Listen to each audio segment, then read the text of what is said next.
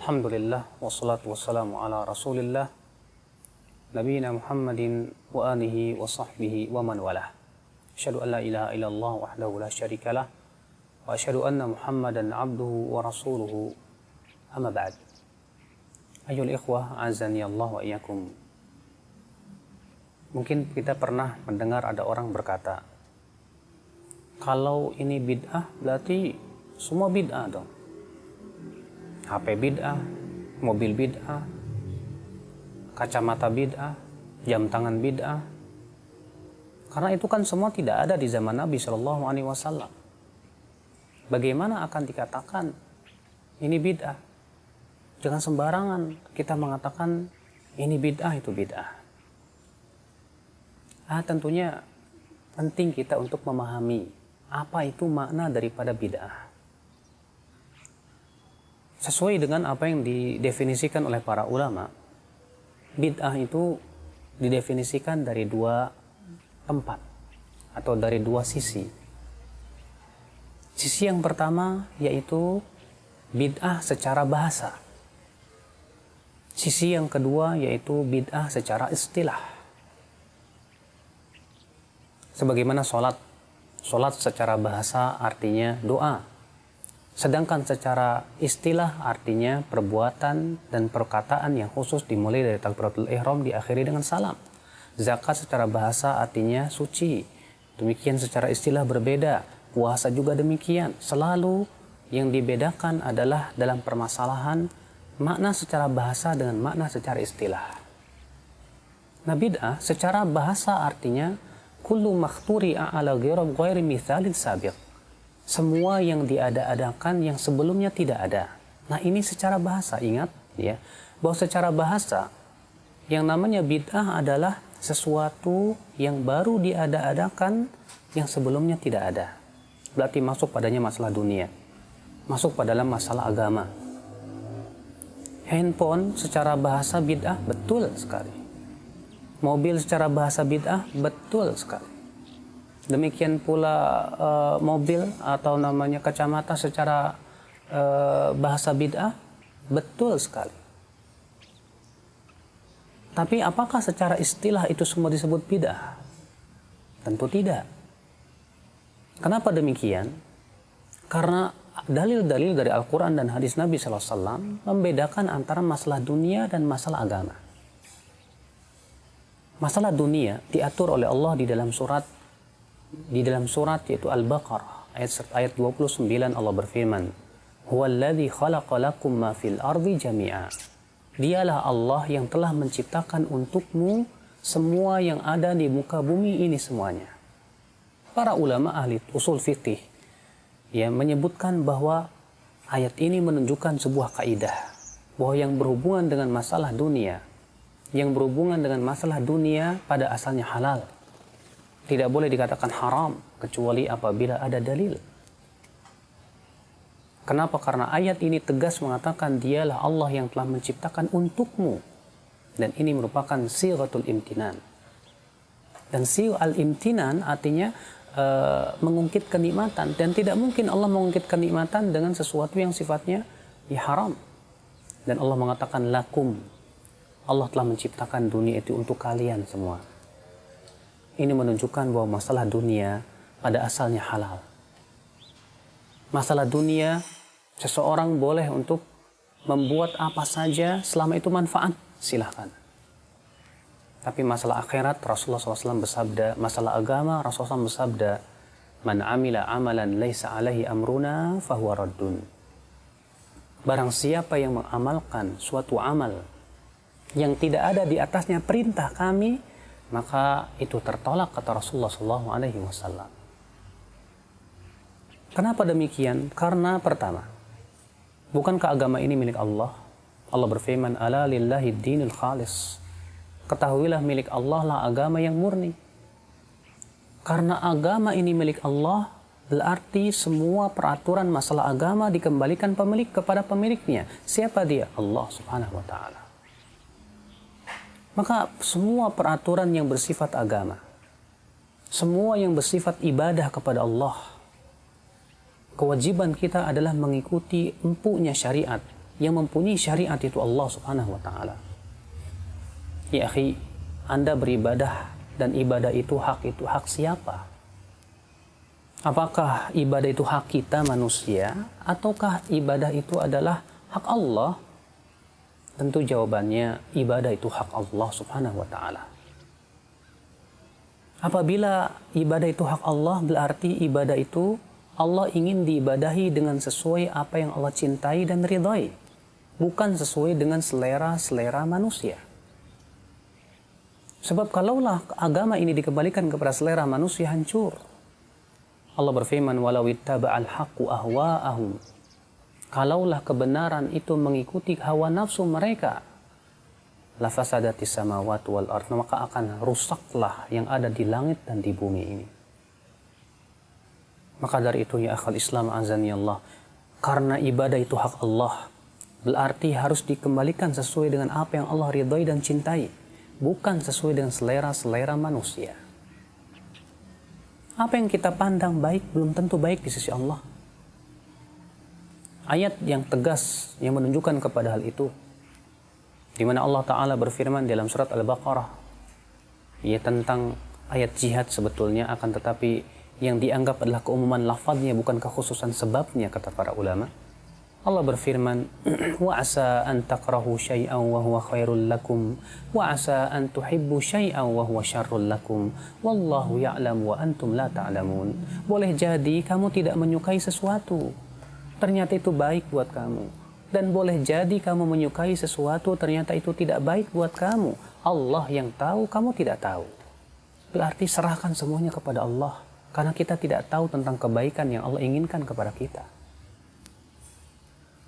Maka dari itu ya akhal Islam, Rasulullah SAW tegas mengatakan, setiap amalan yang tidak ada di atasnya perintah kami, yaitu perintah Rasulullah SAW, maka ia tertolak. Ini menunjukkan, akhi, dalam masalah agama, kewajiban kita adalah mengikuti pengikut syariat, pembuat syariat, itu Allah Subhanahu wa Ta'ala. Dan ternyata Allah Subhanahu wa Ta'ala telah memberikan kepada kita kaidah bahwa masalah dunia pada asalnya halal. Maka tidak berlaku perkataan bid'ah pada masalah dunia secara istilah. Kenapa? Karena pada asalnya halal. Kecuali kalau masalah dunia itu, kata para ulama, dijadikan sebagai sebuah ibadah yang berdiri sendiri, bukan sebagai wasilah. Ingat, bedakan antara wasilah tentunya dengan ibadah secara zat itu. Kalau ada orang misalnya mau beribadah kepada Allah dengan memakan tempe, dia menganggap bahwa makan tempe itu ibadah yang paling utama, maka kita katakan ini perkara yang dia ada-adakan. Kenapa? Karena Allah dan Rasulnya tidak pernah menurunkan ilmunya tentang masalah itu. Ikhwatal Islam azani Allah wa iyyakum. Maka dari itu ya akhi, masalah agama, masalah ibadah, kembalikan kepada pemilik syariat. Apabila ada dalilnya, kita lakukan. Apabila tidak ada dalilnya dalam masalah ibadah ini, jangan sekali-kali kita lakukan.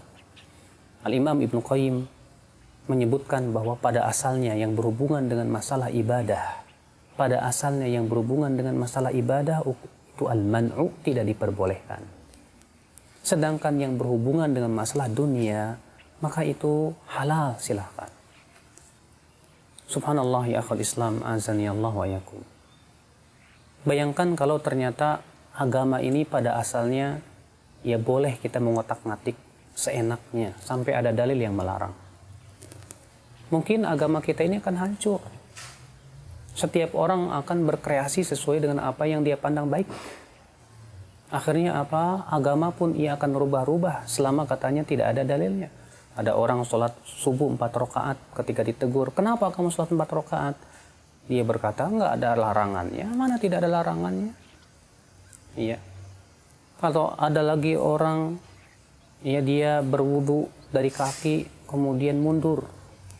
Ketika ditanya, loh kenapa kok kamu wudunya mundur? Dia katakan enggak ada larangannya. Subhanallah, kalau begitu hancur syariat kita ini ya akal Islam. Maka dari itu ya akhi, masalah agama karena itu adalah milik Allah Subhanahu wa Ta'ala. Dan ingat ya, agama ini milik Allah, bukan milik kiai, bukan milik ulama, bukan milik siapapun. Seseorang boleh berucap hanya dengan dalil dari Al-Quran dan hadis Nabi Sallallahu Alaihi Wasallam.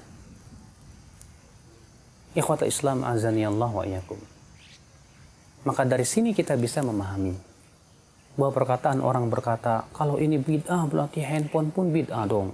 Kita katakan betul bid'ah secara bahasa, tapi tidak bid'ah secara istilah. Dan masalah handphone ini masalah dunia. Pada asalnya halal, silahkan selama digunakan untuk sesuatu yang bermanfaat.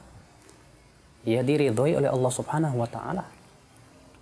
Sedangkan masalah ibadah kita tidak diperkenankan ya akhul Islam azani Allah wa iyyakum untuk membuat-buatnya. Kenapa? Karena ibadah itu hak Allah.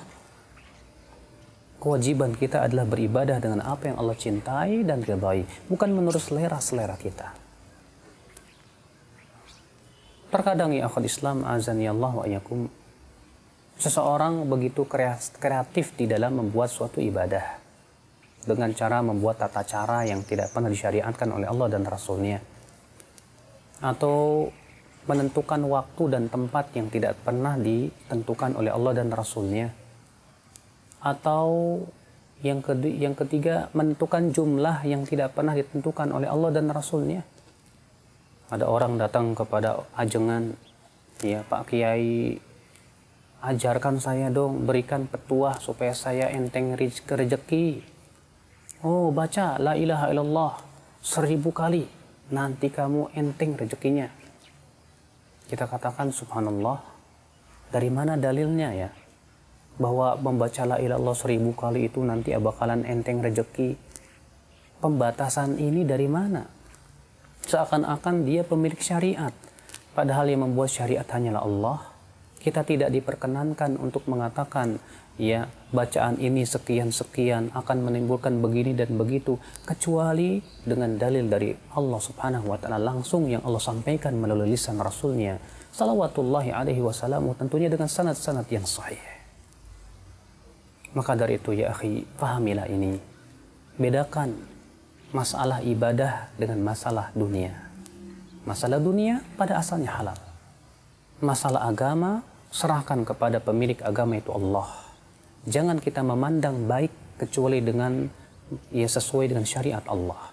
Ingat Imam Syafi'i berkata, "Man istahsana syai'an faqad syara'a."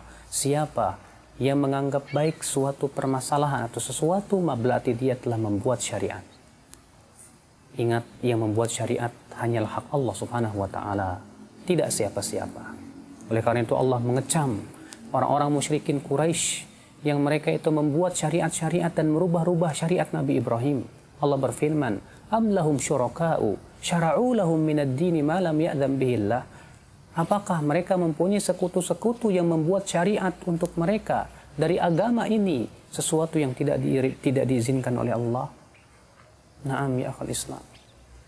Maka bukankah lebih mudah kita untuk mencukupkan diri dengan apa yang dituntunkan oleh Rasulullah? Abdullah bin Mas'ud berkata, "Ittabi'u wa la tabtadi'u faqad kufitum." Ikuti saja, jangan membuat-buat yang baru, karena kalian sudah dicukupi. Ikuti saja, bukan membuat-buat yang baru ya akhul Islam.